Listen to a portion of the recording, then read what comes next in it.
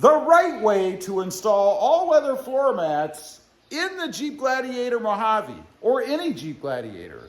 And believe it or not, there really is a right way to do it.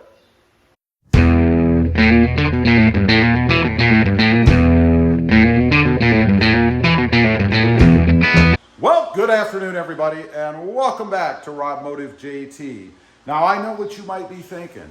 There's a right way to install floor mats in a Jeep Gladiator Mojave or any Jeep Gladiator. Don't you just throw them in, put your feet on them and go? No, you don't. I discovered this myself a little while back. You see, I was ignorant to the ways of floor mats in the Jeep Gladiator. Let me show you, and you will need a tool. You will need a razor blade. That's because we're going to cut something. Very simple, not going to do any damage. But you'll need that, and of course, the all-weather floor mats. Now, the right way, of course, is to go ahead and push the nubs through the holes. You know, it holds them in place. But there's more to it than that. You see, the all-weathers, if they're good, they come with this drain plug right here. And you can see it goes through the back. Now, there's a reason it comes with a drain plug. And that is because there is a drain hole in your Jeep Gladiator, Mojave, or any trim level. Now, I have a light conveniently on down there, and you can see it right there, right? You can see the outline of it. Now, the reason you need a razor blade is because it's attached at each side, over here and over here. You actually have to cut that.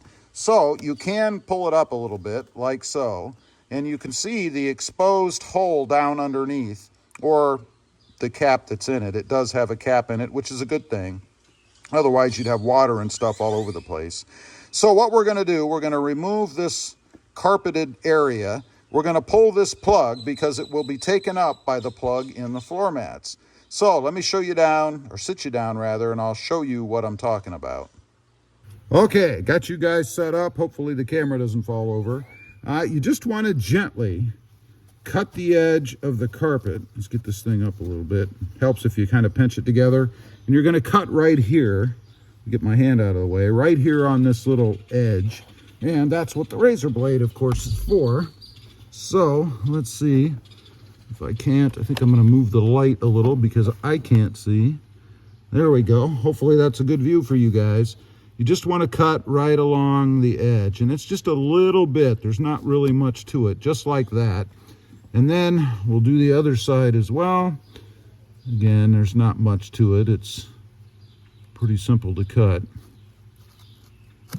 There, that cuts it out. And you want to keep this because if you ever take these out for some reason, you can just plug this right back in and it'll sit there underneath the other floor mats just to make it look purty, I guess.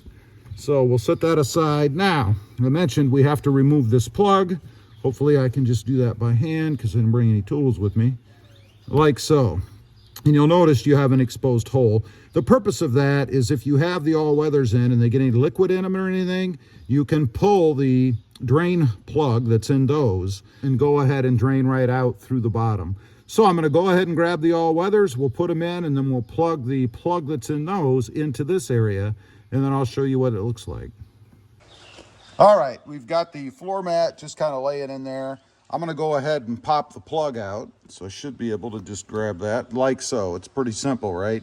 Now, what's going to plug down into the hole you see down there is the back of this plug. That's what's going to give you the seal that you want between the floor mat and the hole that's there. So, with the plug out, we're going to go ahead, and it's pretty easy to do. I mean, it's not like you have to really get on it or anything, but you do want to make sure you hit the nubs wherever they are. There they are. There's the nubs, if you will, like so, like so. And then just make sure that you've got that in, and it really doesn't push down in much. It just kind of sits in there, really. So it's not even like you really have to push it down in that hole or anything. I take that back. It does push down in the hole. So once you have it down in there, then you want to go ahead and reinstall the cap like so. Push it down, of course. And that's it. That's all there is to it. So I'm going to go ahead and honestly, I'm going to grab a mallet or something just to make sure that that's seated in there. I'm not going to kill it, but I do want to stomp it a little bit because it does feel like it plugs in there. So I would suggest doing that. Again, don't use a 20-pound sledgehammer and beat it in. It should be very simple.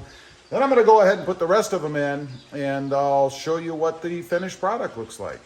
Okay, we've got them all in. Now, you may have noticed these do have the red lettering. I did paint these. There's a video previously about how I did that. You can paint them any color you want. I went back to red, frankly, because my orange paint marker was out of paint.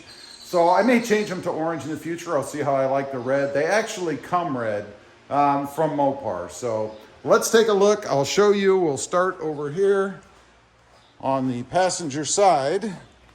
Of course, you've already seen that, but that's the finished look. That's with the painted letters, which would have been red again anyway. But that's what it looks like in the front. Let's go to the rear, and these I really like, but it's too bad. There's one thing. You know, you have that Jeep that they've included in the floor mat, but when you put the seats down, you can't see it. And that's kind of a drag. I really wish it was more visible because it is pretty cool. Would have been neat if they'd have put it up towards the top instead of at the base of the floor mat. No holes back here. There's no drain holes to mess with, so you just plug them into the, to the little nubs that are in there, and that's it. Another thing about these floor mats, you see those little round things, they do fit together. That's to keep them in place. There's also a nub at the top underneath that it slips under. Those are really handy. It's always worked really well. I haven't ever had them slip out. So let's go around. We'll take a look at the driver's side, just to give you the full Monty, if you will. Of course, it looks, you know, the same, but there's the driver's side. I do have the drain plug installed, hammered in there and whatnot. I'll have to be careful when I get in. The paint's probably still a little bit tacky. So when I move it, I'll have to make sure I don't hit that. After it dries, it's no problem whatsoever. I am going to get door sill covers here to protect this paint because it's just too vulnerable stepping in and out, and I don't want it scratched up. Let's go to the back. We'll see this from a different perspective. This, of course, is the driver's side rear. And you can see the Jeep there again. I could have painted some of the other stuff. There's a little, some digging tools there. I could have painted those as well. But you have to ask yourself how much is too much, and I didn't want to overdo it. So that is the incredibly complicated right way to install all-weather floor mats in the Jeep Gladiator Mojave, or really any Jeep Gladiator. I think they're all set up the same way. I know my Sport S was, so should be able to do that on any one that you have. And I think having that drain hole, just a handy way to, you know, get stuff out of the Jeep if you spill anything. I mean, imagine trying to lift that out of there if you didn't have the drain holes, trying to balance it, keep everything from overflowing and getting on your seats or your carpet.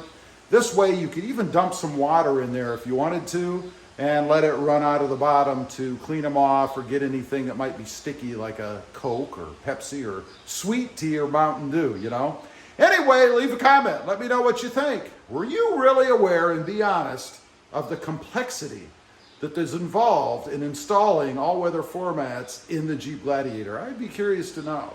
Also, real quick, I do have 2 additional channels. Rob Motive, all about Toyota Tacomas, and Rob Motive MT, all about mini trucks. Currently, the Hyundai Santa Cruz.